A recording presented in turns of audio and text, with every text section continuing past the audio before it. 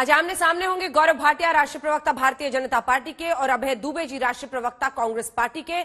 दुबे साहब, आपके साथ शुरुआत करना चाहती हूं। कुछ शुरुआती बात बोलिए जिससे लोगों को ये लगे कि कांग्रेस पार्टी अब भी देश की मुख्य विपक्षी पार्टी बने रहने में इंटरेस्टेड है, वरना जो बेजार हालात आपकी पार्टी के चल रहे हैं उसमें लोगों का भरोसा इस बात से भी उठ रहा है कि आप मुख्य विपक्ष के रोल में रहना चाहते हैं। सर,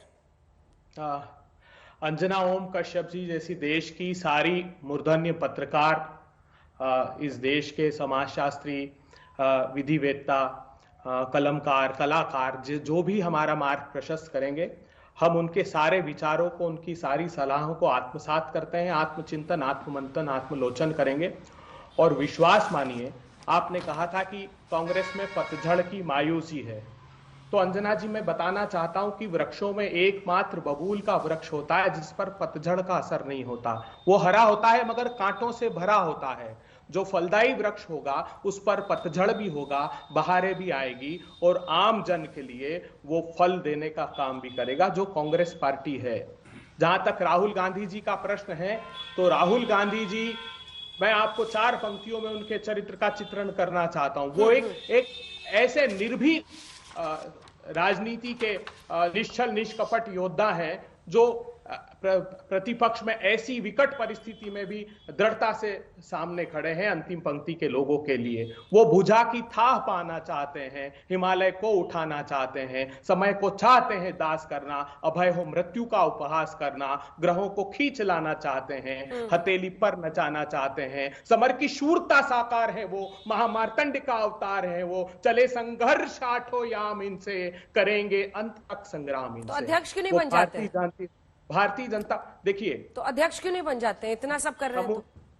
समूचे देश को मैं एक बात बताना चाहता हूं, जब भी कांग्रेस राहुल गांधी जी से मुलाकात हुई है या उनको सुनने का अवसर मिला है, वो व्यक्ति केंद्रित राजनीति में आस्था नहीं रखते। उनकी मान्यता है कि विचारों को नेतृत्व करना चाहिए और नैतिक जिम्मेदारी लेनी चाहिए। जिस नैतिक जिम्मेदारी के साथ उन्होंने पद को त्यागा है, हम तो हर क्षण हर पल ये अपेक्षा करते हैं कि वो फिर से हम लोगों का नेतृत्व करें। मगर जब उनको लगेगा कि वो उनको नेतृत्व करना चाहिए तो वो जरूर दृढ़ता से सामने आएंगे। आज तक आप लोग इंतजार करेंगे? नहीं, इंतजार का प्रश्न नहीं है। देखिए, आज मुझे बताइए, क्या देश इन प्रतिकूल परिस्थिति, 2 प्रकार के नेतृत्व होते हैं। महात्मा गांधी कहते थे कि एक लोकप्रिय होता है नेतृत्व और एक लोकहितकारी होता है। जरूरी नहीं लोकप्रिय नेतृत्व लोकहितकारी हो।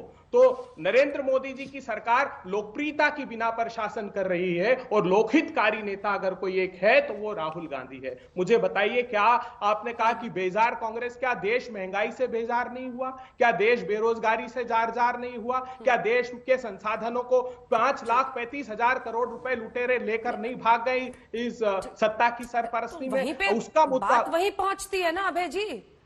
आप तो भयविहीन है, इसीलिए तो बात वहीं से शुरू हुई थी। मैंने पहला सवाल आपसे क्या पूछा था?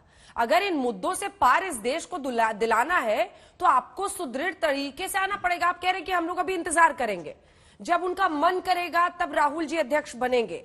लोकप्रिय, लोकहित, सब आप एक से एक मतलब फंडा और एक से एक फॉर्मूला लेकर आ रहे हैं। जिस तरह की सक्रियता दिखती है ना अभय जी, वो उस पर पूरा सवाल है। जल्दी से गौरव भाटिया जी आपके पास आते हुए, आपके लिए तो मामला बड़ा गदगद का है, लेकिन इसको कहना कि वो हार कोई सीखे, क्योंकि एक वक्त था ना जब बीजेपी ने भी बहुत एक सीट से सत्ता खोई है। तो ये राजनीति में उतार चढ़ाव तो एक हिस्सा होता है।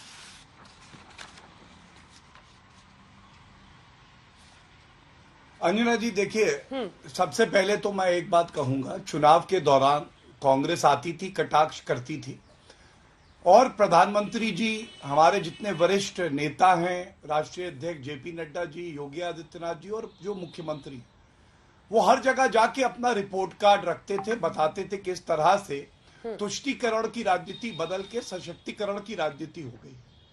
और जब परिणाम आए 10 मार्च को, तो एक बात बिल्कुल साबित हो गई कि डबल इंजन की सरकार को लोग चाहते हैं, आशीर्वाद देते हैं, और डिफेक्टिव इंजन को हटा के कोने में कर देते हैं। प्रधानमंत्री जी का जलवा कायम है। और संदर्भ में कहूंगा, उत्तर प्रदेश के योगी आदित्यनाथ जी ने इतिहास रचा है कि 37 साल में पहली बार ऐसा हुआ कि किसी पार्टी की सरकार दोबारा है। एक और निष्कर्ष निकाला जा सकता है कि आदरणीय श्री नरेंद्र मोदी जी और योगी आदित्यनाथ जी उस सूरज की तरह है जिसको एक अपरिपक्व बालक फूंक मार के दिया समझ रहा है और सोच रहा है कि लो बुझा देंगे, और वो बुझने वाली नहीं है। तीसरी बात आपने जो कही अंजना जी, मैं आज का जो कांग्रेस कार्य समिति का वक्तव्य है उसकी 3 बातें आपके सामने रखता हूं। कोई आत्मचिंतन नहीं किया गया, और आप मुझसे पूछे तो मैं तो कहूंगा कि राहुल गांधी जी, सोनिया गांधी जी, प्रियंका वाड्रा गांधी जी हमेशा बनी रहे कांग्रेस पार्टी में, और कांग्रेस पार्टी इसी तरह से जो राहुल गांधी आइसक्रीम खा रहे थे उससे पहले पिघल जाए। लेकिन ये लोकतंत्र के लिए अच्छा नहीं, क्योंकि विपक्ष का मजबूत होना जरूरी है। इनके वक्तव्य में आज ये बड़ी बातें हैं जो मैं आपके समक्ष रख दूं। पहला, इन्होंने लिखा कि सत्ता विरोधी लहर थी, पंजाब में ये हार गए। तो क्या जनता ये सवाल नहीं पूछेगी कि इतिहास लिखा गया, जो 4 प्रदेशों में भाजपा पुनः लौट के आई, वहां पे प्रो इनकम्बेंसी कैसे थी, सत्ता के पक्ष की लहर कैसे थी? तो जहां कांग्रेस होती है वहां सत्ता विरोधी लहर होती है, जहां भाजपा होती है वहां सत्ता के पक्ष में लहर होती है। दूसरी बात इन्होंने लिखा है, कांग्रेस कार्य समिति ने सर्वसम्मति से श्रीमती सोनिया गांधी जी के नेतृत्व में अपने विश्वास की पुनः पुष्टि की और कांग्रेस अध्यक्ष से अनुरोध किया है कि वे आगे बढ़ पार्टी का नेतृत्व करें। अब आप मुझे बताइए अंजना जी, क्या ये यही बात नहीं हुई कि सोनिया गांधी जी उठी और उन्होंने सोनिया गांधी जी से ही कहा कि सोनिया जी आप इस्तीफा मत दीजिएगा, और हम दोनों बातचीत करते हैं। एक गहरा चिंतन करने के बाद बोली सोनिया गांधी जी, आपके लिए जरूरी है कि आप अभी कुछ समय बनी रहें जब तक कि आपके अपरिपक्व बालक इतने समझदार ना हो जाए कि वो कांग्रेस की सत्ता को संभाल सके। आप बताइए, कोई विचार है, मंथन है, आत्मचिंतन है? ये यही दिखाता है कि आज CWC का मतलब है चाटुकार वर्किंग कमेटी।